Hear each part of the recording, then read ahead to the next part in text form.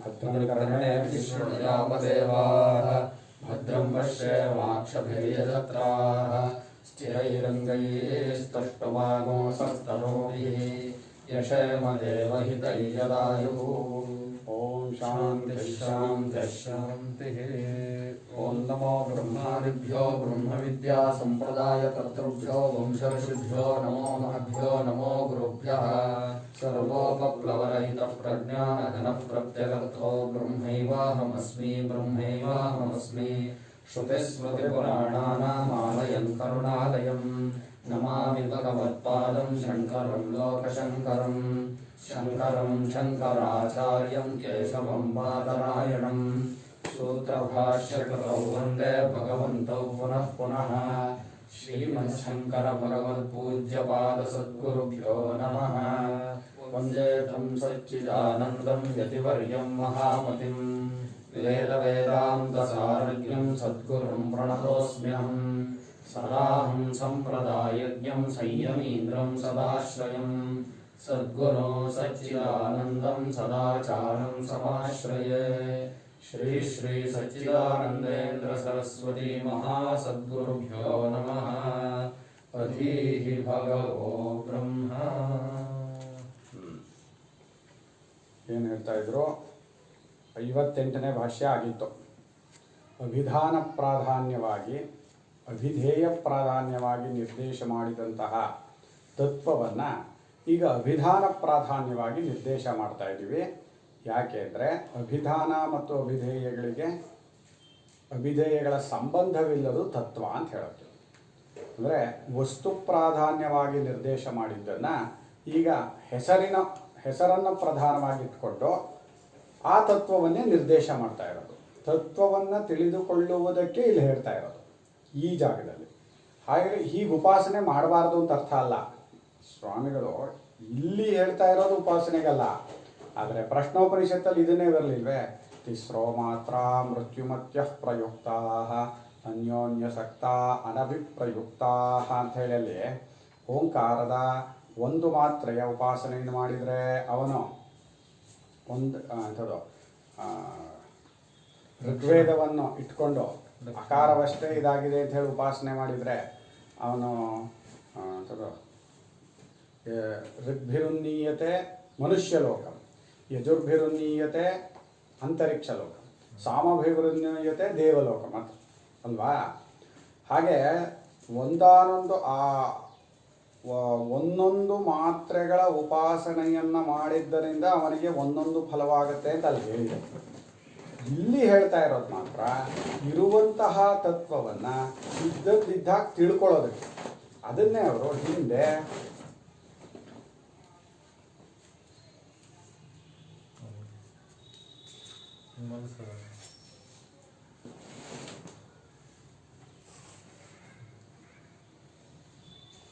ಮಾಡ್ತಾ ಇರ್ತಾರೆ. ಅವ್ರಿಗೇನು ಪಾಠ ಬೇಕಾಗಿರಲ್ಲ, ಇನ್ನು ಉಳಿದವ್ರಿಗೂ ಕೆಡಿಸ್ತಾರ.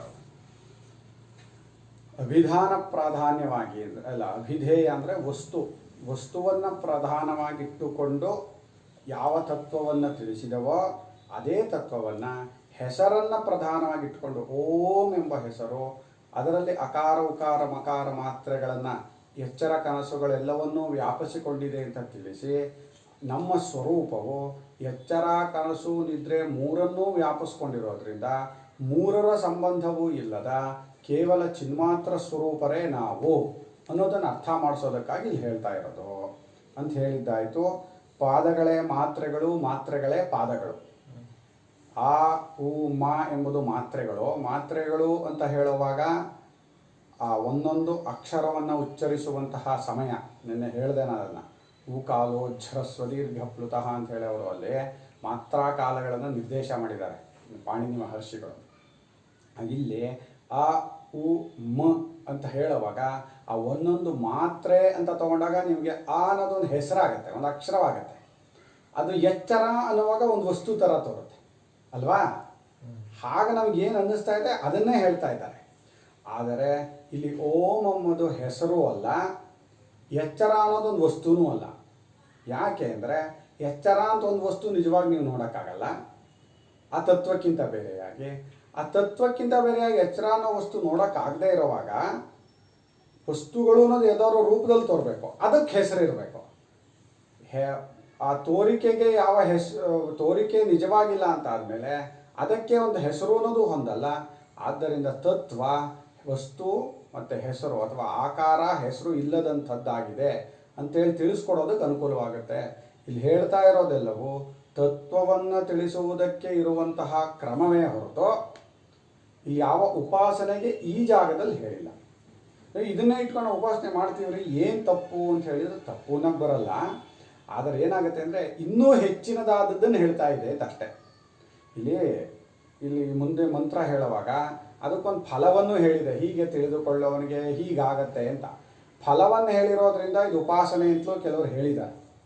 ಎಲ್ಲೆಲ್ಲಿ ಉಪಾಸನೆಗೆ ಹೇಳುತ್ತೋ ಅಲ್ಲೆಲ್ಲ ಫಲ ಹೇಳುತ್ತೆ. ಆದರೆ ಅದೇ ಫಲ ಹೇಳಿರೋದ್ರಿಂದ ಉಪಾಸನೆಗೆ ಹೇಳಿರೋದು ಅಂತ ಹಠ ಮಾಡಿದರೆ ಅಲ್ಲಿ ತೆಗೆದಾಕಕ್ಕೇನೂ ಇಲ್ಲ. ಆದರೆ ಅದಕ್ಕಿಂತ ಹೆಚ್ಚಿನದಾದ ತತ್ವವನ್ನು ಇರೋದನ್ನು ನಿಶ್ಚಯ ಮಾಡ್ಕೊಳ್ಳೋಕ್ಕೆ ಹೇಳ್ತಾ ಇದೆ ಅಂತ.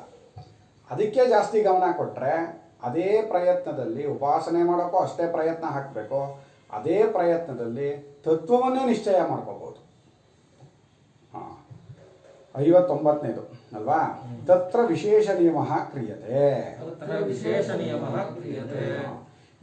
ಇಲ್ಲಿ ಅಂದರೆ ಈ ಮಾತ್ರೆಗಳ ವಿಚಾರವನ್ನು ತಗೊಂಡಾಗ ಹಿಂದಿನ ಪಾದಗಳು ಅಂತ ಏನು ಹೇಳಿದ್ವಿ ಅಲ್ಲಿ ಮಂತ್ರದಲ್ಲಿ ಬಂತು ಪಾದಗಳೇ ಮಾತ್ರೆಗಳು, ಮಾತ್ರೆಗಳೇ ಪಾದಗಳು ಅಂತ. ಅದರಲ್ಲಿ ವಿಶೇಷ ನಿಯಮವನ್ನು ಮಾಡ್ತೀವಿ. ಯಾವ ಯಾವ ಪಾದವು ಯಾವ ಯಾವ ಮಾತ್ರೆಗಳ ಮೇಲೆ ನೆಲೆ ನಿಂತಿದೆ ಅಥವಾ ಯಾವ ಯಾವ ಮಾತ್ರೆಯೋ ಯಾವ ಯಾವ ಪಾದವನ್ನು ತಿಳಿಸ್ಕೊಡುತ್ತೆ ಅನ್ನೋದನ್ನ ಈಗ ವಿಶೇಷ ನಿಯಮವನ್ನು ಇಲ್ಲಿ ಮಾಡ್ತಾರೆ. ಮಂತ್ರ ಮಾಡ್ತಾ ಇದೆ ಅಂತ. ಜಾಗರಿತ ಸ್ಥಾನೋ ವೈಶ್ವಾನರಃ ಅಕಾರಃ ಪ್ರಥಮ ಮಾತ್ರ ಆಪ್ತೇರಾದಿಮತ್ವಾದ್ವಾ ಆಪ್ನೋತಿ ಹ ವೈ ಸರ್ವಾನ್ ಕಾಮಾನ್ ಆದಿಶ್ಚ ಭವತಿ ಯ ಏವಂ ವೇದ. ಜಾಗರಿತ ಸ್ಥಾನ ವೈಶ್ವಾನರಃ ಅಕಾರಃ ಪ್ರಥಮ ಮಾತ್ರ ಆಪ್ತೇಃ ಆದಿಮತ್ವಾತ್ ವಾ